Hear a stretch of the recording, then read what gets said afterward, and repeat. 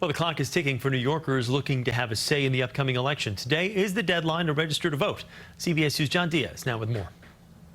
After losing her license, Adina Biner couldn't register to vote online, so she had to come in person today to the Board of Elections office in Lower Manhattan. I want to do my civic duty. I want to do my part, and I want to vote.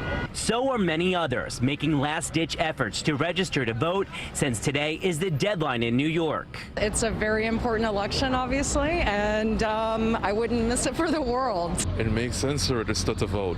New Yorkers have 3 ways to register: in person at BOE offices, mailing out a completed form by today, or going online. But a state ID or license is required that way. This Queens man says voting is something we shouldn't take for granted. You realize how much value you have when an individual has a right to vote. And for the first time, this 18-year-old will be voting this year. It's one of the most important elections, if not the most important election of all time. Statewide, almost 13 million New Yorkers are already registered to vote. Most are active, but nearly 1.3 million of them are inactive, which means about 10% aren't participating as much as they should. Democracy relies very heavily on participation and informed participation because it's an equation. What goes in on one side is what comes out on the other side.